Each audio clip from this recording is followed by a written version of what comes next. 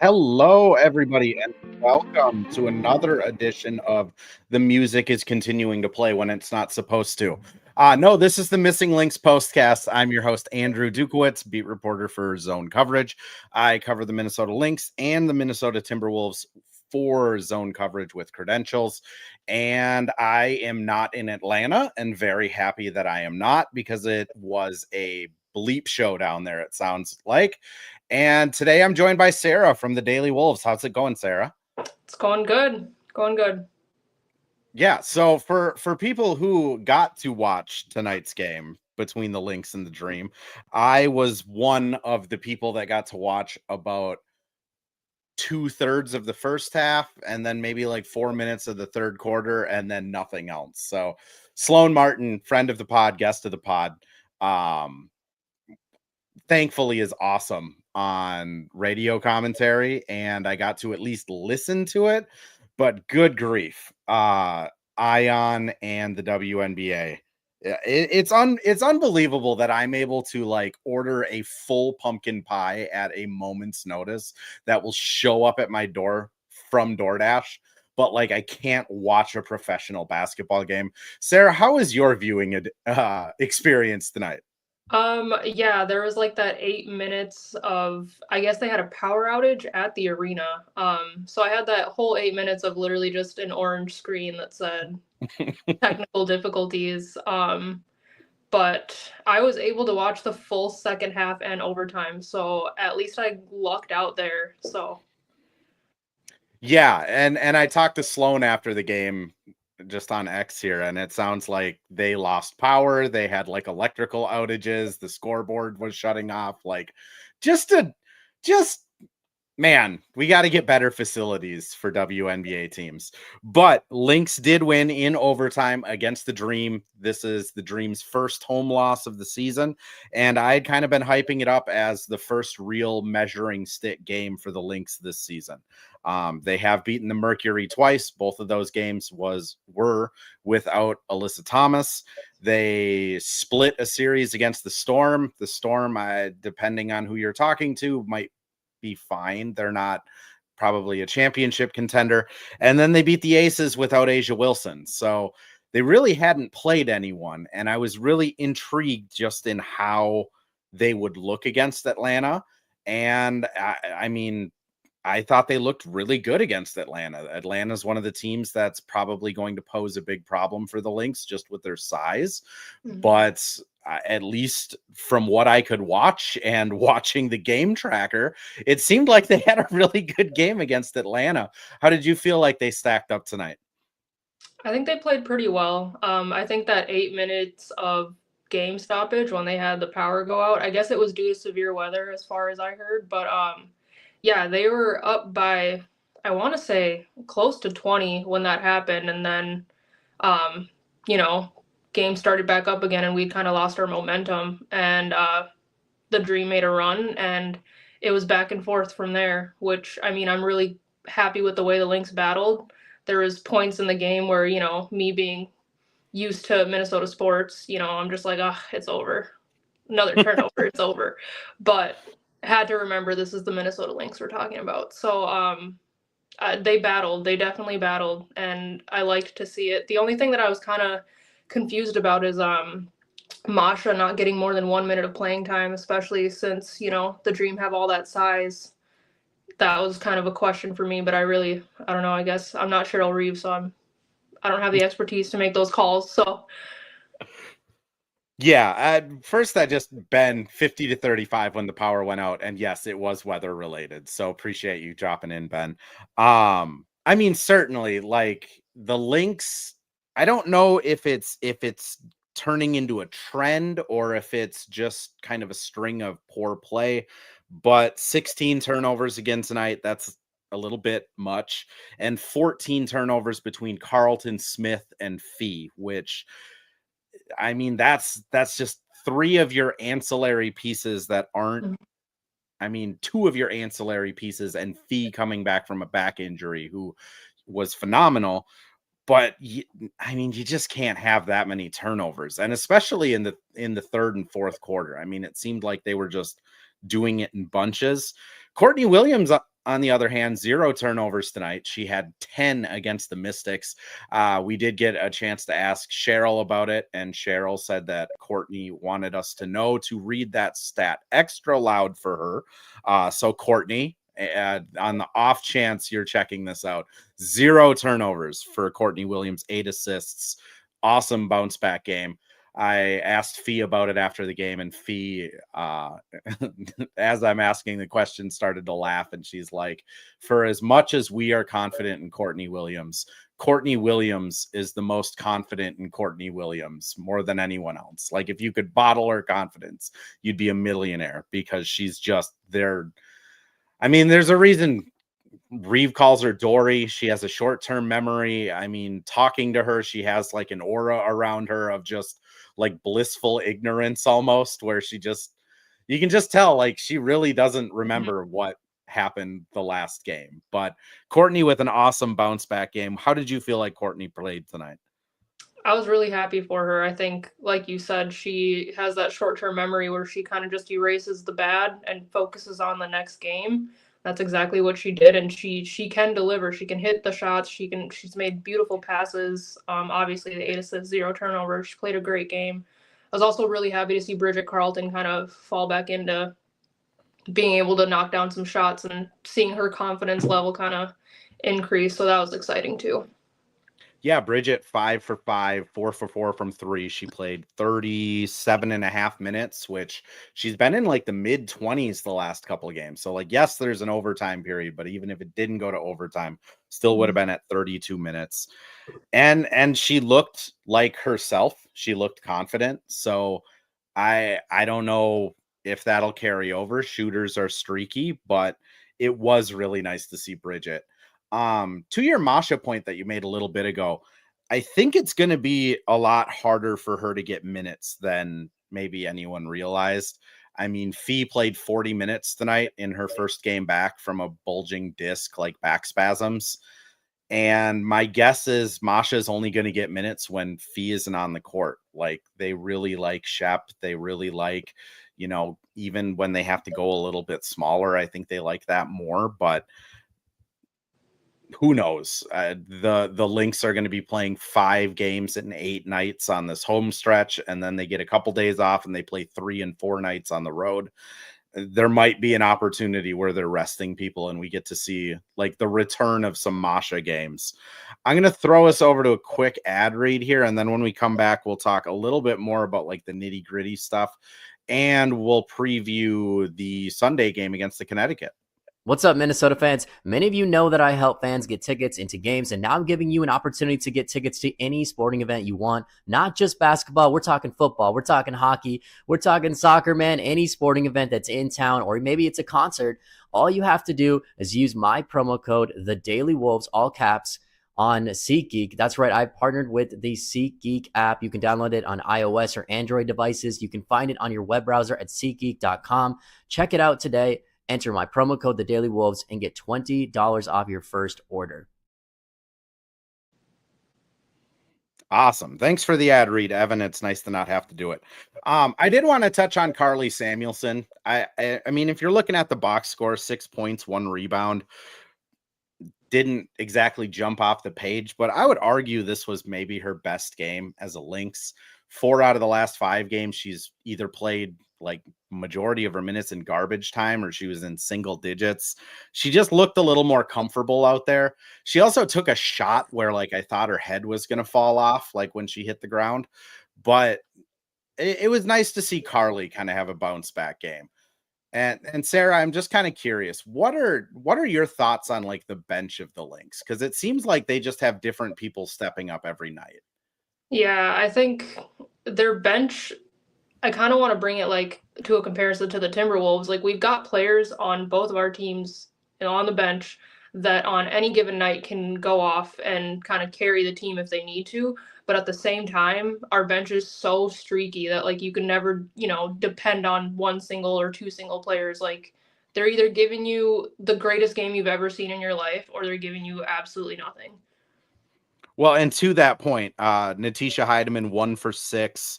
had a turnover. Jessica Shepard had a turnover, a couple fouls, 1 for 2. Didn't really look like she was looking to score. You know, it's interesting because last year they had a bench that I felt like won them more games than this year's bench. Like Chechi Zandalazini was like a consistent, constant like force coming off the bench. They ended up trading for Maisha Hines-Allen, who really didn't have a bad game as a member of the Lynx. I mean, even when her shot wasn't falling like from mid-range or three, she was still an enforcer. And T wasn't tasked with the same load. And this year, I think, you know, again, it great plans look good on paper of, oh, Jess will come in and replace Mai, Carly will come in and replace Chechi, and T is just going to naturally progress in the system. And I don't know if it's just like they need more time playing together, or if it's a feel thing, or if it is that they're just, this is just how the team is going to be. Ben popped up in the chat again here too and says he's surprised that we didn't see Diamond tonight. I'll throw that one over to you, Sarah. Were you surprised? I mean, we didn't see Diamond or Peely. Yeah, I'm not as surprised about Peely not getting time just because, you know, she hasn't had like a real breakout game, but Diamond Miller did have a confidence building game. So yeah, I'm definitely surprised we didn't at least see her be put in to see if she could like light a spark, especially when we were kind of seeing the Dream make a run. Yeah, it's Diamond and Peely just have a weird role on this team. Like I think they're gonna have moments. Like if they're playing against a team that they need transition baskets, Diamond, I think will get a chance. If it's a weird like like a weird sized team, Peely, I think could get run. But both of them are kind of just specialists at this point. But I'm kind of with Ben. I'm surprised we didn't at least get to see 4 or 5 minutes of Diamond. But then again, Carly had her best game, so I'm guessing they just decided to keep Carly out there and just live with, you know, once the fourth quarter and overtime started, live with their starters. Right. We should acknowledge Kayla McBride. She went for 6 for 6 from the free throw line, which officially jumped her into third all time in free throw percentage. And she also scored her 5,000th point tonight, which, I mean, it's crazy to think that there's WNBA players scoring 5,000 points when they had a 26 game season when KMAC came into the league. But Right. Sarah, I'll just let you have the floor a little bit. What do you like most about KMAC? Like, what is it about KMAC that makes her fit so well? She's so experienced and has such a calm aura about her, no matter what the game is looking like, no matter if, you know, the Lynx are up 20 or they're down 20, K-Mac plays with the same level-headedness. And you can always go for her, even if she's, you know, having an off game. She's gonna make a shot when we need her to make a shot. She's gonna sink free throws. She's gonna make the right plays. And we saw her turn the ball over today. I think, was it towards the end of the fourth or in overtime? I can't really remember, but you know, she sprinted back on defense. She didn't hang her head, and that's just like that veteran leadership that I just love about her. She's also just like, I don't know, she's team mom's weird because she's only like 32, I think 33 maybe, but like she does also have kind of that like mom vibe of like everything's going to be okay when Right. K-Mac's out there. Yeah. And there's just something about her, like just having her on the court, it brings this like calming presence over the whole team. Right. Just in the last few minutes we have here, we do have a game on the schedule against Connecticut. I mean, this next stretch of games, they play Sunday against the Connecticut, they play Tuesday against the Fever, Thursday against Washington, Saturday against Golden State, Sunday against Phoenix. I mean, that's 7 games, or that's 7 days, Sunday to Sunday, where they're going to be playing 1, 2, 3, 4, 5 games. Then they get a couple days off. They have a back-to-back against Phoenix and LA, both on the road, before going to Chicago on 2 days rest. I mean, this next stretch of schedule is going to be just grueling. Mm-hmm. what are your thoughts, I guess, on the Lynx coming into this homestead? Do you feel pretty confident they're like not going to get affected by fatigue, that they're going to be able to kind of handle these teams? Because there's not really, I mean, Connecticut, Washington, Golden State, Chicago, and Indiana likely without Caitlin Clark. I mean, there's not really a whole lot of good teams in that stretch. Right. I mean, fatigue's going to get to you no matter who you are. And I think the fact that it's kind of a home stretch will help a little bit. You know, at least they're sleeping in their own beds. They're going to have their, you know, daily routines. That'll help us a little bit. But yeah, I mean, 5 games in 7 days is going to make you tired. I don't care who you are. So I hesitate to say that, you know, it's going to be an easy stretch, because by no means is any team in the WNBA just, you know, an easy win, because anybody can beat anybody in this league. But I kind of just hope that we don't have a mindset of like, oh, we're better than this team. We're going to go in and kind of start lackadaisical. And if we, you know, keep our foot on the gas, I think that we'll be just fine. But at the same time, you know, fatigue is definitely a thing. And with Fee already having sat out a few games, I just kind of worry about, you know, where she's at physically. And this is like, if I have a critique about the WNBA, putting aside the broadcast not working tonight, because that was annoying. But if we table me not being able to watch the game as a beat reporter, and focus on something else, like I just did a quick math here. And from Sunday the 29th until the All-Star break that happens after Wednesday the 16th. So from the 29th to the 16th, they play 1, 2, 3, 4, 5, 6, 7, 8, 9, 10 games in 18 days. I mean, that's insane. I really don't understand how teams are supposed to stay healthy, how teams are supposed to like manage that. They can only have 11 players on their roster, so, or 11 or 12. So like they don't even have the depth to like give people rest. It's just, and I know every team deals with this, so this might sound like a woe is the Lynx thing. Like, this is a league-wide problem. But like, this is why there's so many injuries in the W. Like, the human body is not meant to go on multiple plane rides and play 10 basketball games in 18 nights. I mean, do you feel kind of the same way, where this is just a league problem? They kind of have to figure this out. Yeah, absolutely. Because I think that there was like a stretch a couple weeks ago where the Lynx didn't play for like 5 days, and now they're playing 5 games in 7 days. Like, the scheduling just doesn't make any sense. And to your point, you know, the injuries are rampant. And I think like right now, so many teams, not as many, but a lot of teams had players, you know, playing in Europe for Eurobasket. So like you're down even shorter on your rosters, and there's a lot that goes to it. And then another thing about the WNBA is like, yeah, their season is shorter, but you know, majority of them are also playing overseas in their off season. So like, when do their bodies ever get proper rest, you know?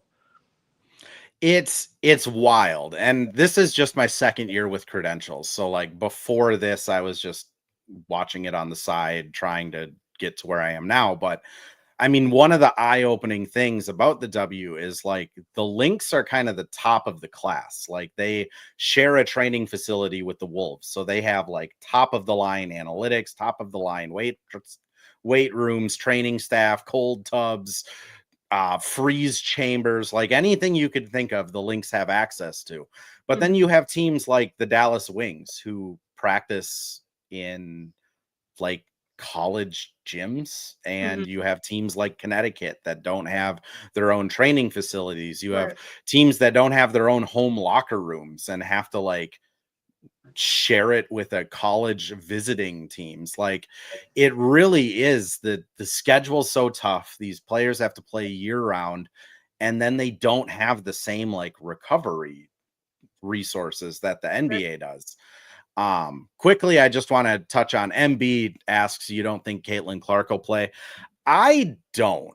I'm gonna be honest, and I will warn everyone that every major TV network and every commercial for the Commissioner's Cup is going to allude to Caitlin Clark playing. But from what I've heard through kind of back channels is she has like a pretty serious groin injury, and groin injuries you can't just come back from. I mean, you can't. It's one of those injuries where you use your thigh for everything. And when you're wind sprinting, you risk elevating that groin strain from like a partial tear to a full tear. And then you're talking about someone being out 6 or 7 months. And my guess is the Fever feel pretty good about where their season's at. And while, yes, it would be nice to win the Commissioner's Cup, that would be great for the league. It would be great for the team. Everyone gets 50 grand of prize money. Like, that's an objectively awesome thing. I think the Fever are in a different place than they were at last year, where they think they can have a puncher's chance in the playoffs. And I don't know if you rush back Caitlin Clark and risk that when, you know, their schedule's in the same place the Lynx is. That being said, I could be wrong. She could come back and gut through it. The rumors could be inflated and her groin really isn't that bad, but I would just, if I was in Indiana, I would be really leery about Caitlin coming back too soon, especially she dealt with the calf injuries. She's kind of been dealing with other just minor bumps and bruises, and now a groin thing. I would be pretty hesitant to bring her back soon. What do you feel like, Sarah? Yeah, I mean, I agree. I don't think it's worth, risking somebody in their second season to, mess up their body even more. I think they're going to err on the side of caution and probably sit her until she's 100% healthy again. Because like you said, she's been dealing with injuries on and off this whole season. And they want to make a deep playoff run. So I think they're trying to be smart about it. And I mean, I get that some people are going to feel a certain way because Caitlin Clark is in the, like, she's not going to be in the target center a ton. Like, I think they have 2 home games this year with the Fever, if I'm remembering I think there's right. only one. There's only one. So this game and then the cup game. Yeah. Like, I know that's going to suck for fans. I mean, I remember going to Wolves games when Kobe was playing and, sometimes Kobe was hurt. I remember going to Wolves games, wanting to see Jason Kidd when he was playing in New Jersey, and you got 1 home game a year. And if he's hurt, you don't get to see him for a whole year. It's just, it sucks. And I get that it sucks for fans, but I think Indiana just has higher aspirations than a Commissioner's Cup this year. I think on that note, we'll wrap up the pod here. 916 people have come by to check it out. So I appreciate everyone that swung by, whether it's my ex, Daily Wolves over on YouTube. It's always awesome the type of response this pod has gotten. And, it's for Lynx fans. I think it's kind of criminal that there's not a lot of pods out there and not a lot of people talking about the Lynx. For people that are in here, I do want to shout out my colleague, Terry Horstman. He runs a Lynx pod called Lynx Happy Hour, and he had Sylvia Fowles on this last Thursday. So if you are bored and need a 30-minute Sil conversation, that's Lynx Happy Hour. I think it's in the Hitting the Hardwood podcast feed. Anyways, thank you everyone for joining in. I'm Andrew, beat reporter again for Zone Coverage. My handle is ADukeMN. And Sarah, do you have anything you want to plug? Anything you want to shout out? Shout out the Minnesota Lynx, 13-2. 13-2, and Naz Reid re-signed. So we'll sneak that in there too. Naz Reid, go Lynx. 2 words. 2 words. All right, everyone. Have a good night, and we'll catch you next time.